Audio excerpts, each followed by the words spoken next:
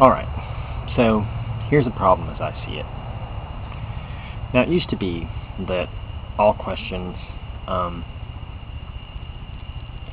ultimate destiny and organization were solved by, well, the gods or God or whatever did it, and planned everything out in advance, and so therefore you have a destiny, and this is how it is, and there's nothing you can do to prevent it, blah, blah, blah, blah. Okay. So then later on,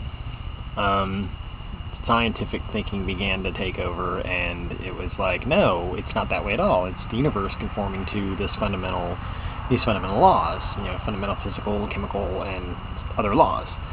Now here's where the problem comes in, because when you start talking about like free will, whether you're saying that it's God planning everything out in advance, or you're saying it's these basic fundamental physical and chemical laws, there's really no room for free will there, because it's like, look at yourself. You're just a complex set of physical and chemical systems. You're mostly water.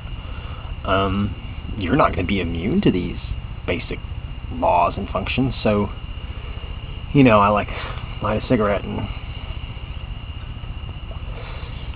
smoke, and I think I'm taking a free action, but I'm a part of this overall system, right? So, am I?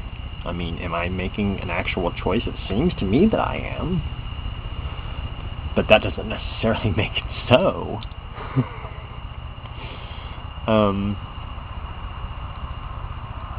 And I know a lot of people are going to say, well, Eric, I know enough about contemporary physical theory to know that it's not like that. It's not so much a mechanistic kind of outlook. It's more probabilistic, where there's in all probability yada yada yada, but every once in a while there's a sort of something random occurrence, where something on a quantum level or whatever acts in a way that's inconsistent with ways in which it's acted before. A great example is the famous particle that's only a particle when you're observing it, and when you're not observing it, it's a wave. So it's like only solid when you look at it. Things like that kind of, which now that starts to even sound like there's a point with contemporary physical theory where even that starts to sound like mystical mumbo jumbo. It's like, what do you mean it's only solid when you look at it? What? Because that starts to call our whole question, our whole idea of what we consider reality into question. It's like, oh shit. Okay, well, so why did I decide to make this video tonight?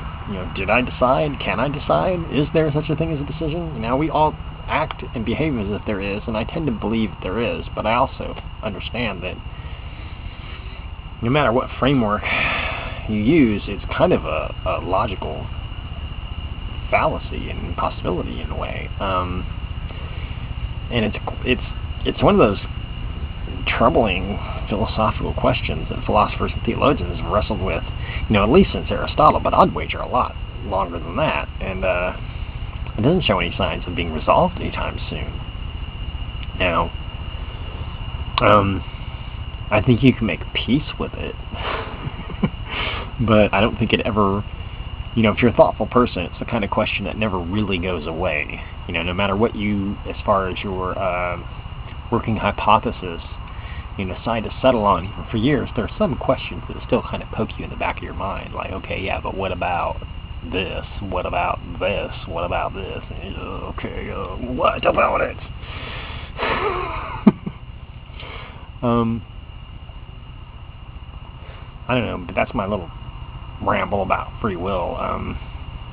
Get back to me if you want from me anything in return.